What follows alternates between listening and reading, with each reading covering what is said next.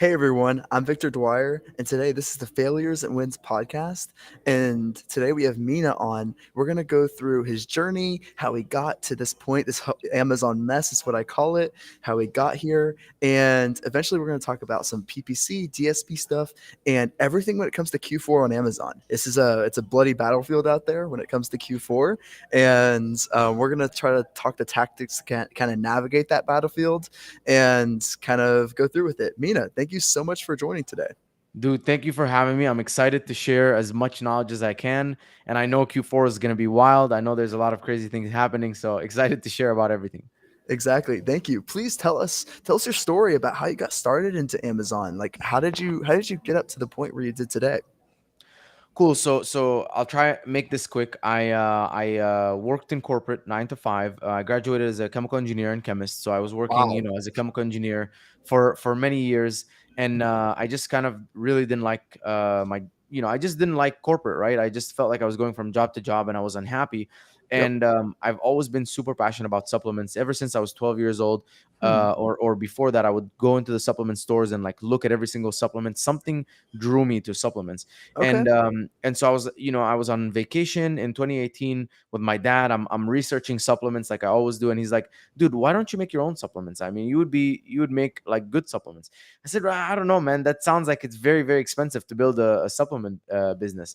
And he's like, how much would it cost? And so I went down like the rabbit hole of like, what if I bought like raw bulk ingredients on Amazon and mixed them up at home, and then resold Hmm. them and with my own branding and everything, and creating an LLC.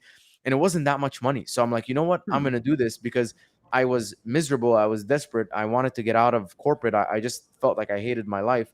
And I'm like, what do I have to lose? Like, it's worth trying. So Yeah. I created a supplement brand. It was called it's active. It still makes me a lot of money. It's called MMA Nutrition. It was an electrolyte supplement. And it was based on the fact that I was on keto and I wanted a very high sodium, no sugar electrolyte powder and there was nothing on the market. There was like everything on the market was Hmm. like $30 for like 40 servings, and I was doing it for like $20 for 100 servings. And so I got the product listed on Amazon because I tried to sell it at gyms and stores, and it didn't work at all. And I was like, dude, why am I doing this when I'm buying all my supplements on Amazon? I hate going into Vitamin Shop and talking to the guys in there. So Yeah. I got it on Amazon and then got super obsessed, tried to figure every single thing out. And I noticed that two things were working for me: getting reviews and running ads, PPC. And so I'm like, this PPC stuff, dude, like I gotta figure this thing out. And so I Yeah. went deep dive, like the chemist slash chemical engineer in me came out. I started testing every single variable possible under the sun. I wasted, tens and hundreds of thousands of dollars testing. And I was just literally recycling all of my money. Any money that I would make on the product, I would just put it back into the business. And I was doing this all on my credit card.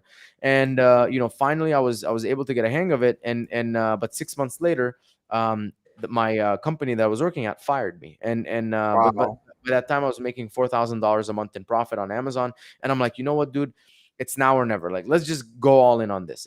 I packed all my shit, I put it in a car, and I went to Egypt for 4 months to like save on Wow. my bills. Yeah, I mean, my family lives there, so I was like, let me just go chill with them for 4 months and see what's gonna happen. I was unhappy in Connecticut. I needed to like figure out my next move anyways. So I went there, and I just kept working harder and harder in the business, and I was doing like by the end of the 4 months I was doing $10,000 a month in profit. But at that time I started sharing my experiences about PPC with people in Facebook groups. And I was like, dude, I did this and I launched this campaign and this happened. And I was like a reporter sharing all of my whatever I was like. I was just like a scientist, because Yeah. I've been doing this. So people like love me, like, oh my god, Mina's like this Amazon genius. I'm like, dude, I'm not. Like, I'm just sharing with you what I'm doing. Like, I'm not Hmm. saying it's right or wrong. Like, obviously when the outcome is bad, I'm sharing that it's bad. When the outcome is good, I'm sharing that it's good. And I started getting on podcasts and just like this, and you just sharing more and more of all of the value that I've accumulated through wasting my money in an attempt to basically save everyone else money and pain and all of this stuff. And I just blew up in the industry. And early 2021 or late 2020, an aggregator hits me up and they're like, we need you to train our in-house team. Like, we really need someone good for PPC. And I'm like, sure, I can do it. They said we want to test you on one of our brands. So they tested me on one of their brands, and then 4 months later they said we were testing six other agencies, and you just beat everyone out, and like we definitely want to bring Awesome. you on. So I did that thing for them, and I'm like, dude, like, yeah, maybe I'm good at like having a supplement brand on Amazon, but I'm like so good at Amazon advertising. And so Hmm. I'm like, I got into business like to live life on my own terms and add as much value to people, and then basically by adding so much value to people, get paid a lot of money, right? Because if you add like a ton of value to people, you're gonna get paid more money. And I knew Hmm. that I could make a bigger and more meaningful impact by doing PPC, because I know there's people starting their businesses, or people that need this help that I'm offering, that not a lot of people want to figure out, like this nasty PPC shit. So Yeah. I got into it, and we've grown like crazy, man. We've grown. I just checked the numbers. We've grown 700% year over year. Awesome. We went from 3 employees to 39 employees officially as of today. And I'm just loving what I do. I'm trying to add as much value to people in the world, and that's my story. Wow. That is an awesome story. So when it comes down to when you go through your entrepreneurial journey, you eventually know your strengths and weaknesses. You have to. You are forced to know them. For example, like when it comes to typing out things like emails and things like that, I am a horrible communicator via text. Horrible, horrible. But when it comes down to actually communicating via words and video, I'm a very good communicator. So, what are some of the strengths and weaknesses that you kind of went through that you kind of saw in yourself? So, obviously, you're really good at the PPC side, but what are some weaknesses that you kind of saw, and how did you overcome those weaknesses?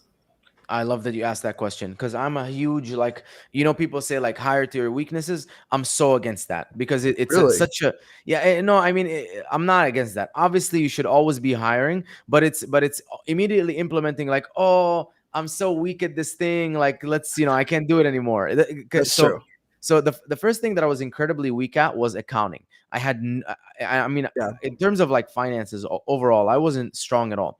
And I tried to like hire to my weaknesses and all of this kind of stuff, but I would always get like sloppy work, because number one, I didn't know how to interview people, because I mean, it was my weakness, right? So I didn't know shit, like if they were doing whatever, how would I know if it was good or bad? And I ended up always getting screwed. So what I did to overcome that was, I said, you know what? Instead of doing that, I'm just gonna become like adequate at it.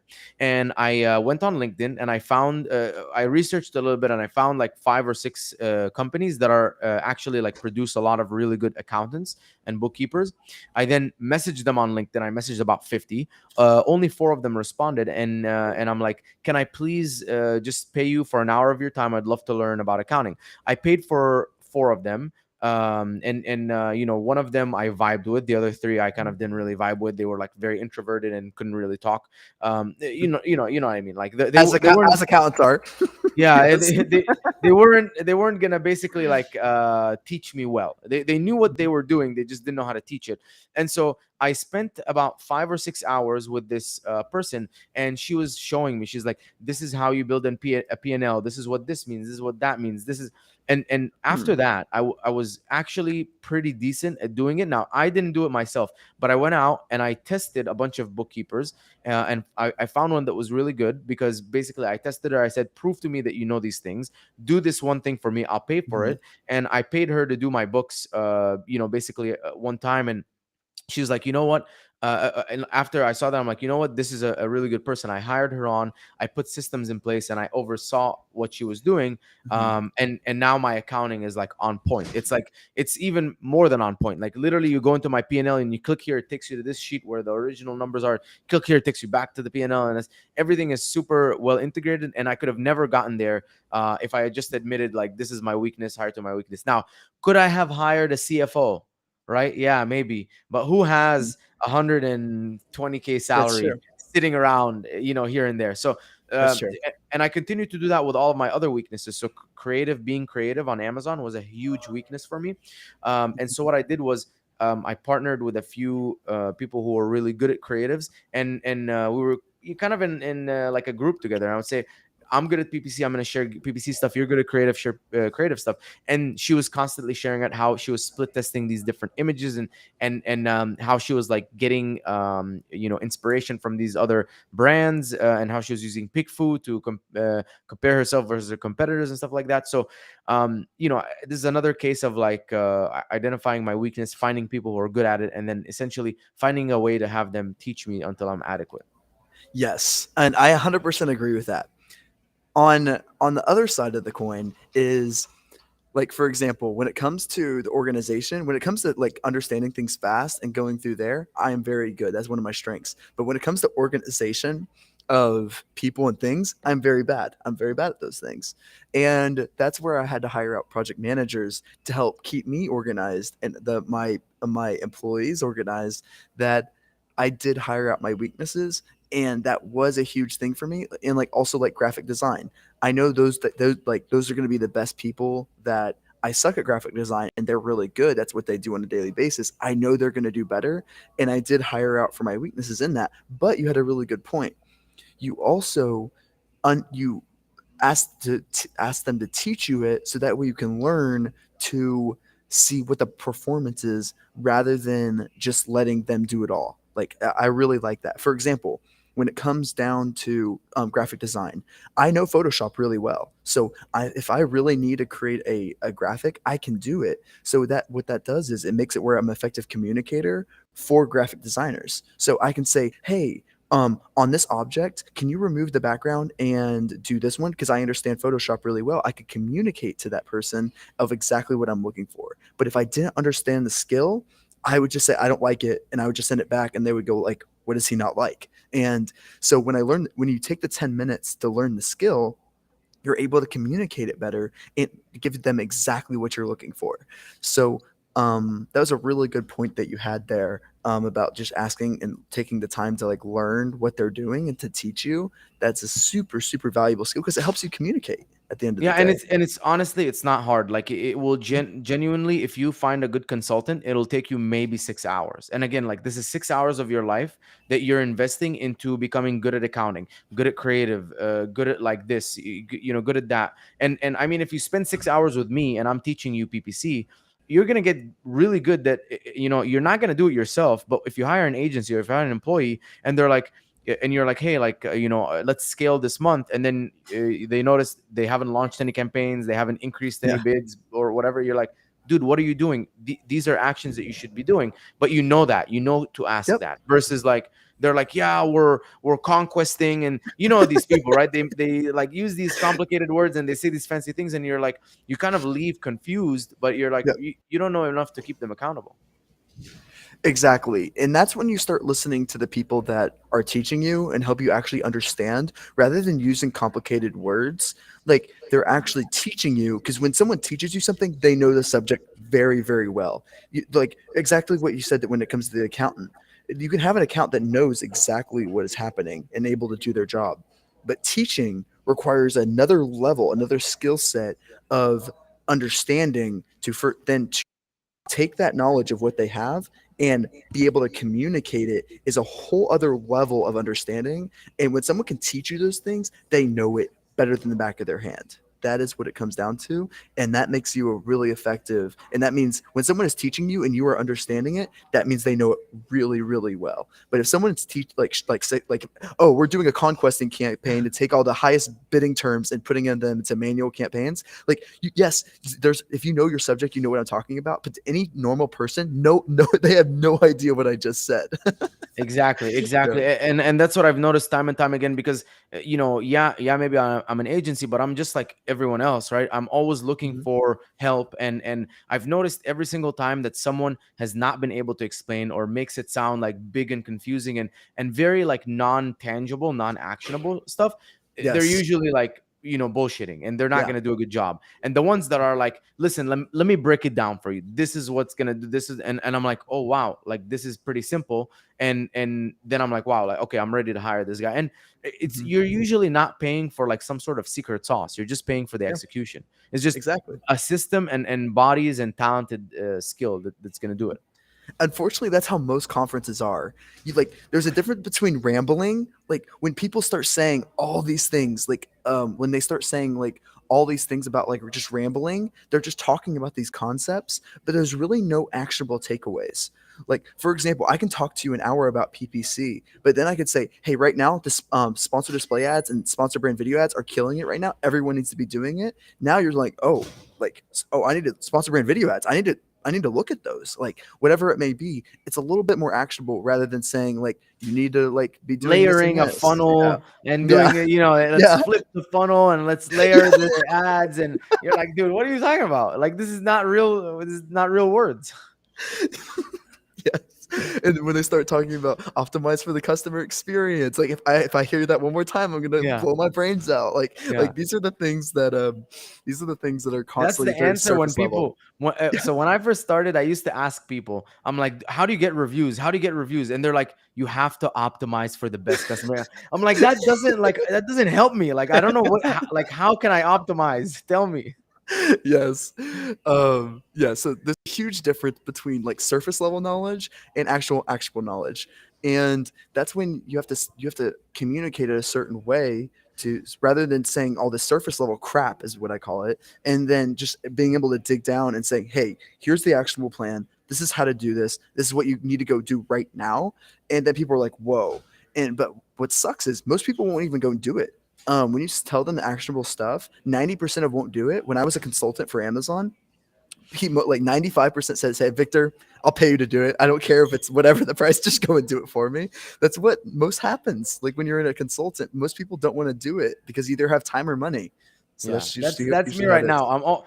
And every time like someone thought, I'm like, who can I pay to do this? Like, come on, like find me some good person I can pay to do this. Because you either have time or money. So Yeah, if you have the time, then you can get a consultant and it's going to be awesome for you. But if you have the money, you're just going to say, "Victor, just go do this crap. I don't want to worry about this because it's too exactly, complicated." exactly. Because I used to consult on external traffic, which is like a super complicated process. Keep that in Yeah, mind. yeah, Like when you start using mini chat flows and then like rankings and things like that, it's a very very complicated process. You have to do it right, or you'll get pinged and you'll get very hurt. So I had to communicate that to customers, and it was very, very difficult. Eventually, we got to a point where it's like, "Victor, I'm sorry, this is too complicated. Like, I'll pay you whatever just to do let's it." do it. Yeah, Um, so, like, when it comes down to it, I think more people should listen to when they're able to teach you. Like, you just realize you have a lot more knowledge when they're able to dumb it down for you. That means they have another skill set rather than rambling about advanced when they just throw out advanced words and it makes them sound smart. Don't always don't think that it's your fault that you're dumb because of those they're using advanced words. Usually they're just trying to trick you into thinking they know more. But in reality, if they teach you, then you take that as value, and then it's the same effect of like, wow, he knows what he's talking about, rather than just being confusing. Don't think it's your fault that you're confused. It's correct. definitely the person's talking fault. It's their fault. Yeah, and listen, every time I try to shove anything under the rug and say, "Oh my God, like this is too hard for me to understand" or whatever, I've always been pinched. But when you get to a point where you're like, I know what's going on, I'm comfortable. These guys explain it to me, whatever. You hop on an interview with a freelancer, an employee, an agency, whatever it may be, and you have a conversation, and you're like, okay, I really feel like this person can do, and I understand what they're doing. So now I can, like now we can have this working relationship where we both understand each other. Then is the best time to move forward, in my opinion. Yeah, 100%. The only problem is when you work with introverts, like they may know their crap, but you have to realize that some people are just bad communicators and just in general. And you have to keep in mind that, for example, for my PPC person, most likely they're going to be introverted because they're very developer brained. So Hmm. I usually look for a developer brain when it comes to my PPC stuff. But when it comes to a sales position, I need someone that's super fun, like able to communicate very, very well. So keep that in mind when someone's you're trying to teach someone. It's very rare that you'll get a developer brain person that knows dashboards and data and A is a good good communicator. Yeah, communicator, yeah. it's a very difficult to do both. So It's a unicorn type of it thing. is. Yes. Luckily, I was blessed with that. My dad is a very he's very data They're driven usually and business owners, if you yeah, haven't noticed. true. It's Yeah. usually those people become business owners. Yeah. That's true. That's true. Um, but yeah, that's basically the go about it. And when it comes to PPC, we got Q4 coming up. We know cost per clicks are going to go through the roof because last year through Q4 we had CPCs went huge. That was before we had a fall Prime Day. So now we have a fall Prime Day coming up. We have Turkey 5 coming up. We have Christmas, all these other things. What are the best strategies that you've seen so far to really decrease cost per click? And when it comes to either DSP, when it comes to the PPC side, what are you kind of seeing that decreases the cost per click a lot there?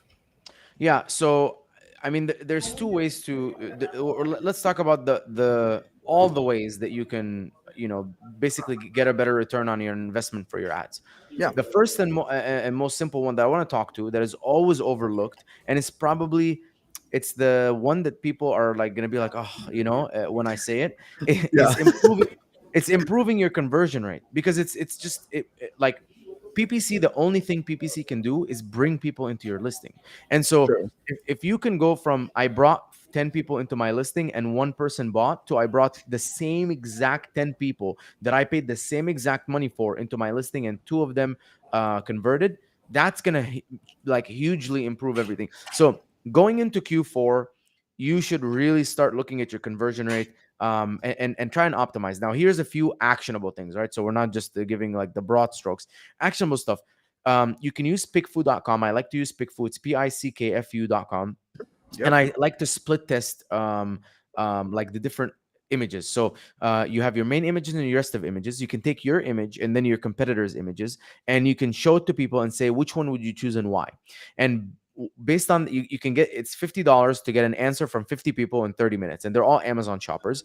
And within 30 minutes, you'll know why people are gonna choose your product or not choose your product, and you can optimize the creative based on that. Now, if you tell me, Hmm. Mina, my main image, I can't change it because like the product is done, the packaging is done. Well, you actually can. I think you can change a lot of things. You can make it bigger, you can make it more HD, you can make it a 3D render, you can change the angle, you can also change some of the design. If it overall looks the same and when someone gets it in the mail, they're gonna think it's the same product, I think it's fine. I mean, it's a little bit gray Hmm. hat here, but I think it's totally fine. Yeah. Title, make sure you optimize your title for SEO. Reviews, make sure you have a strategy for getting reviews. I personally DM hundreds of people a day on Amazon asking them to try the product for free, and then eventually ask for a review. It is against terms of service because I'm incentivizing them to buy the product, or they're getting the product at an incentive. But it is what it is. That's what I do. So I'm open to everyone and transparent. Questions on the listing. I go to all of my competitors' questions and I extract their questions and I ask it on my listing and build a frequently asked questions. It is not against terms of service. You can use your buyer account to ask as many questions as you can on the listing, and basically create a frequently asked questions section. Enhanced brand content is the same thing. The same as the images. Try and improve it. You can also split test it in Manage My Experiments on Amazon, so you can create different versions and you can see which one is better. If you guys are like, oh man, like I would love to do all of this creative stuff Mina's talking about, but I don't have the budget. No Limit Creatives is $500 a month for unlimited creatives. You can literally do 100 creatives in a month, and it's $500. So it's like you can get all of this stuff done on the low at No Limit Creatives. Then I would look at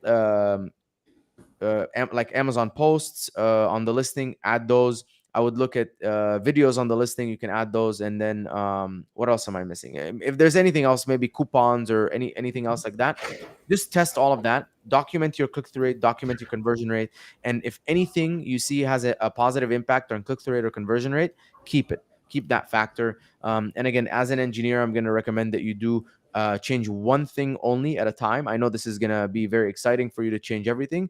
Change Mhm. one thing at a time. And the easiest way to do this is just go and look at your top three competitors and do like a checklist. What is everything that they have on their listing? Do I have it? Yes or no? And if you don't Yep. have it, and then now you have a list of things that you can work on one at a time. So that's the first thing in terms of improving your conversion rate, and your click through rate is going to massively impact your PPC.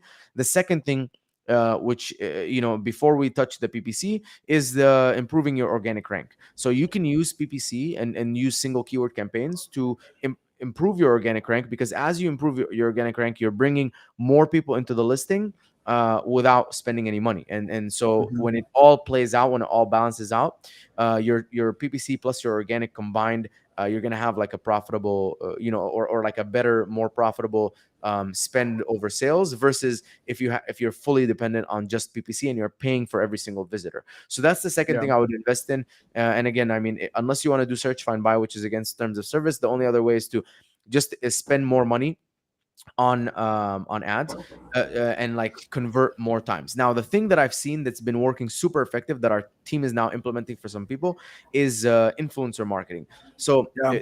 this is no keyword attached, but we've seen that as we hire even small micro influencers, and we don't even pay them money, we just like have a good relationship and talk to them and tell them to promote the product for free. As we've done that with micro influencers, and they've basically used their Amazon associates account or link to send to our listing, we've seen all organic rank go up. And it's Wow. strange as to why that happens, but I just think that Amazon really likes external traffic, and so it's favoring products that are driving external traffic. I've seen this happen on a bigger scale with like big influencers like Robert Downey Jr. and things like that. And but I mean, even at a small macro level, a brand like mine or yours or whatever, you can it'll be pretty effective. And I think if there's any a time to save some money on PPC and put it into influencer marketing, Q4 is the time, because PPC prices start becoming cutthroat, and this is a very nice way to increase your organic rank. It's not going to make you probably like amazing conversions, but it's going to help improve your organic rank to prepare you for like the big days: Prime Day, Black Friday, Cyber Monday, Hmm. Christmas. And then the final thing is having a very rigid and like system for optimizing your PPC. So when we're trying to cut down any bad spend, what we're doing is we're trying to find exact and product targeting keywords, lower the bids if they have a high ACOS. To me, anything above 75% for my product is high. So Hmm. anything above 75% or anything more than $10 in no sales. For exact and product targeting, I'm going to lower the bids. And then for auto broaden phrase, same exact thing, 75% or $10 and spend and no sales, I'm going to add them as negatives, because I can't just lower the bid on auto broaden phrase, because it'll lower everything. And you can have some good performers there that you're going to lower. So instead of lowering the good performers, I just add negatives to the bad performers. And then if you're implementing any bid by placement, I would remove that if it's not working. If the ROAS doesn't clearly say it's a very strong ROAS, I would remove the bid by placement, because you could be overspending for the same keywords that you're going to show up for. And then find areas where you might be spending money where you shouldn't have to. For Yep. example, if you have a sponsor product ad and a sponsor brand ad on the same page, try removing that sponsor brand ad and see what happens. If you end up driving the same amount of traffic and spending less money because you no longer have that sponsor brand ad running, that could mean that you were just spending twice as much money on the same customers. Same thing if you're ranked organically very high and you have PPC. Again, I don't recommend this all the time, but test it. I always recommend testing. See what happens if you lower your PPC. Instead of being on the top of page one, you're now on the bottom of page one. So you have a top of page one organic, bottom of page one sponsored, and see if that lowers your cost, because maybe you're eliminating all the window shoppers. And still getting the same amount of customers. And so that's what I would do. I'd have a very rigid strategy, and like anything that exceeds any of these criteria, I would lower them or add them as negatives, with exception to keywords that are driving a majority of your sales. So if you go Yeah. into your search term report or your bulk sheet and you notice that a certain keyword is driving 10% of your sales, don't add that as a negative if it has 75% ACOS, because that might hurt your overall sales. So that's kind of the exception there. And then finally, during the peak times, the goal is to up to like maybe I would say maybe 1 week or 3 days, that range, build up and spend money up to that point. But once you get to those points, 3 days out of Black Friday, Cyber Monday, I would actually anything that you have like a top of search placement modifier or whatever, be Hmm. careful. And I would even lower the bids, where especially where you're ranked high organically, because you're going to get slaughtered by the amount of people coming onto the platform and spending a lot of money. So you might get Yeah. a lot more sales, but you don't want that to be offset by the amount of money you spend on ads. And obviously, Amazon loves spending your money on ads. So if you Yeah. can basically be ranked well organically, and for everything you're ranked well organically, just drop all of the bids just for those days. It's not enough time for your ranking to go down, but you will get a lot more sales by that additional traffic on Amazon without all of the additional expenses. That's my Q4 kind of everything. Let's do a one pager on this and give it to everyone. This is my Q4 advice. Yeah, that's great. And you kind of dove into this a little bit, but we had a question from the audience. And if you have any other questions from the audience, please ask. But basically, it's what's the best way to audit an Amazon account for PPC? So my response to that would be first check how much you're spending on keywords that generate no sales. So I download my search term report and I see, okay, if I'm spending more than $100, more than $50 on keywords that aren't producing any sales, that's a red flag to turn off. And I've done audits for an account within the last 30 days that they had $52,000 in spend toward keywords with zero sales. And Wow. that was 30% of their spend. So think about this. They were spending $150,000 per month, and then 50,000 of that was going toward keywords with zero sales. So that's the first thing I would check when doing an audit. And then looking about my second thing is make sure you're looking at the amount you're spending toward other formats. Are you spending towards sponsor brand video? What's your performance rate on that? Do you have a better ACoS than sponsor brand video? Usually you will. Sponsor display, what's your performance on that? I check the other formats and see if there's any opportunity to scale the other formats, because usually most of the time every brand puts money in sponsored products and that's it. They say, oh, that's it. That's all I need to do. But there's a lot of opportunities with all these other formats on Amazon since there's no competition for them, and it's usually very profitable to push those. So I would also look at their other formats that they're testing, and go with that. What are your thoughts, Mina? Yeah, I mean, you covered really a lot of it. Some other things that I look at is like your campaign naming structure. Make sure that you have clear campaign names. I like to have like a product code and then the type of ad, sponsor product or brand or display, and then like auto, close match, loose match, complement substitutes. The reason for the campaign and where the keywords came from. So it's very Yep. easy for me to see things. So I like to see that everything is grouped in portfolios. Once I'm in the campaign, for campaigns with the really high ROAS, I like to see that there's bigger budgets. So if you have Yeah. a $50 budget on a 5x ROAS campaign, like scale that. I like to see single ad group in each of the campaigns. The reason is when I see multiple ad groups, I notice that sometimes the budget is only flowing to one ad group and not all of them evenly.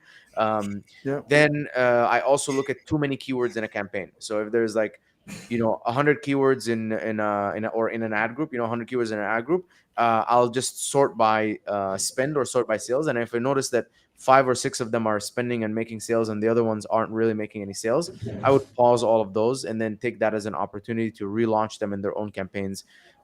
That's generally kind of on top of what Victor already mentioned. So those are some things I would do. Placement reports are a good place to look to. If you're performing really well on some of the placements, I would double down on those Mhm. placements. Yeah, that's a really good point.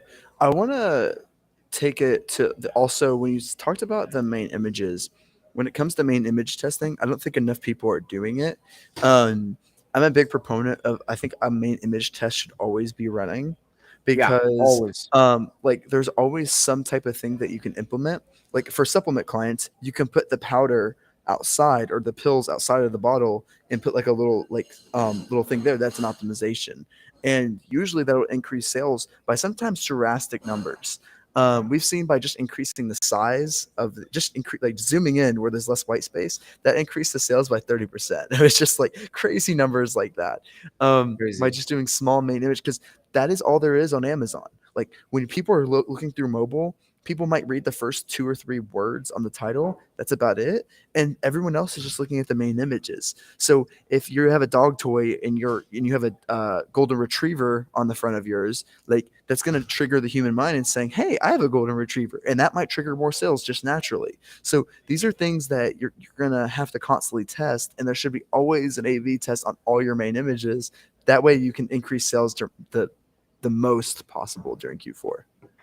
Dude, absolutely. I totally agree. I totally agree. For me, main image testing, is probably like the most impactful, because number one, it affects click-through rate.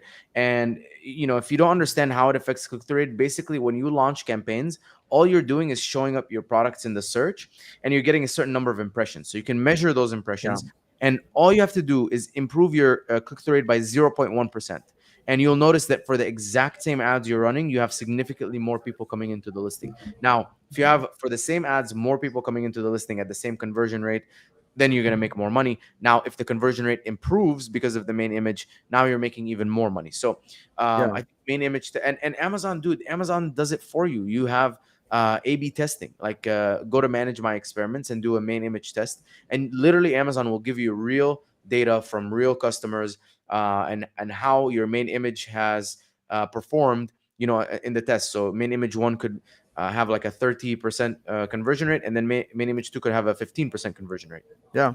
and they just give you the numbers right there. Yeah.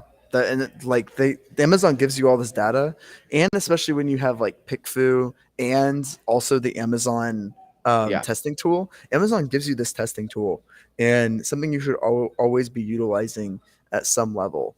It's so critical. 100%. And when it comes down to the advertising, what we've been seeing so far on the advertising is sponsor brand videos, and then which is increasing in cost by quite a bit now recently, and then also sponsor display audiences. Those have been a really top performer historically. Sponsor display audiences have been performing like, oh, you almost get no click through rate, but they usually don't get your ROI back on sponsor display.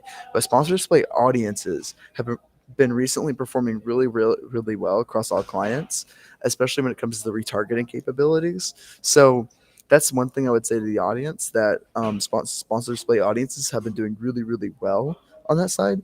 Mina, is there any other either formats that you've seen been working, any other way you've been looking at the ads that have been working well? Is there any other tactics that you can think of that would be super valuable to the audience? Yeah, the only thing is have a good if you're big enough, I would use DSP and have a good like layered approach. And so Yeah, first of all, before you ever start any DSP, you should create a table that looks like this.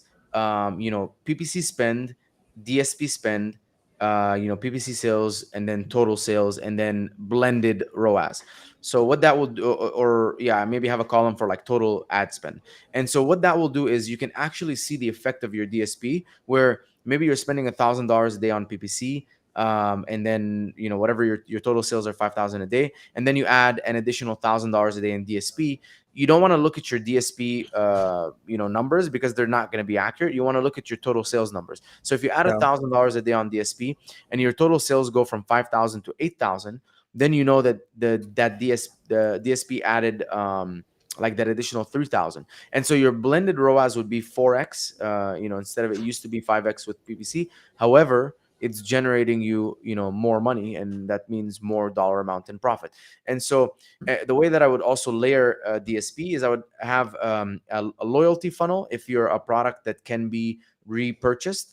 So basically, everyone who's purchased in the past but hasn't purchased from you in like the last 90 days, then I would maybe or an upsell or a cross sell if you're a product that doesn't fit that bill. If you're like a one-time purchase, then above that, I would have a retargeting segment, which is basically targeting everyone who viewed our product but hasn't purchased, or hasn't purchased from our competitors either.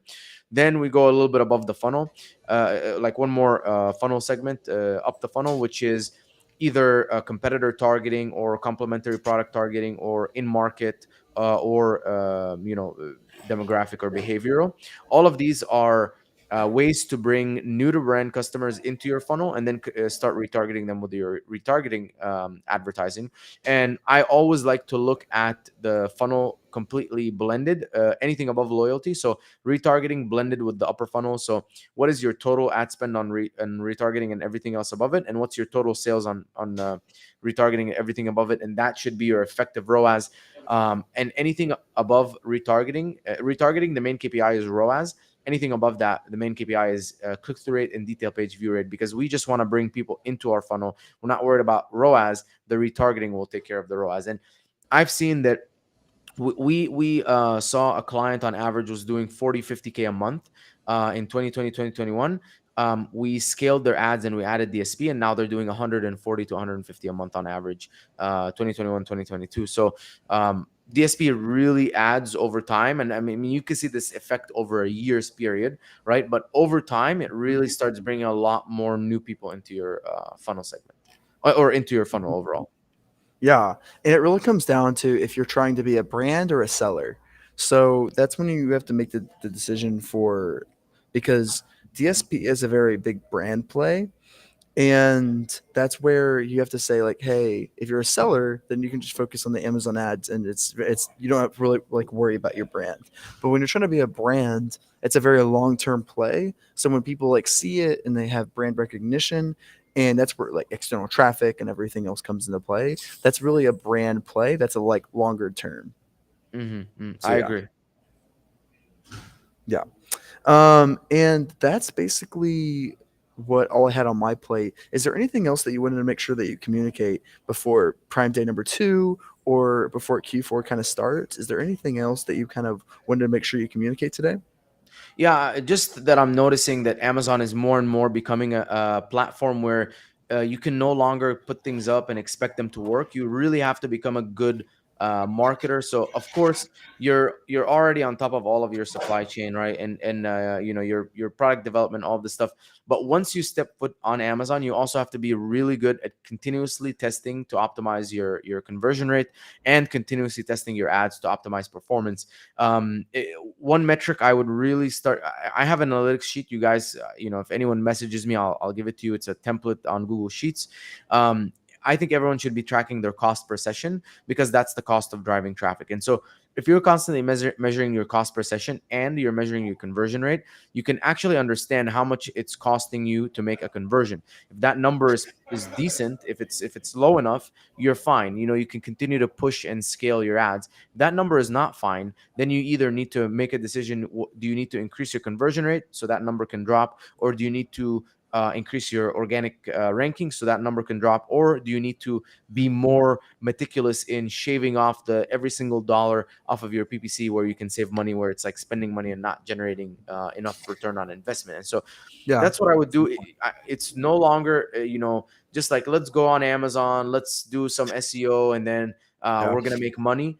I mean, it's like trying to get into Whole Foods, or trying to get into, there's so many people shopping there. It's super competitive, and everyone's always improving. I look at my listings, and every time I change them, 6 months later, all of my competition has already outperformed me. And so that tells you, Mhm. in every 6 months, competitors are really revamping their stuff and trying to beat their competitors. So that you should be doing that every 3 months max. 100%. 100%. Yeah, that's super helpful. Mina, thank you so much for joining today. Love to tell the audience, please tell them how to find you, whether it's your LinkedIn, how to get to your website, how to get in contact with you. Sure, yeah. So website is triviumco.com, triviumco.com.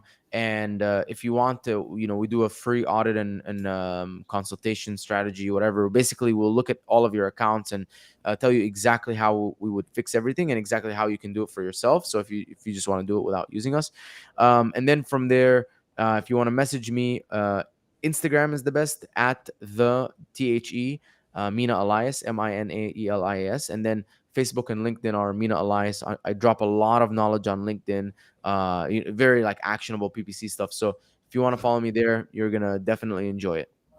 Cool. Awesome. Thank you so much for joining today. And thank you everyone for watching. This is the Failures and Wins podcast. Thank you for listening.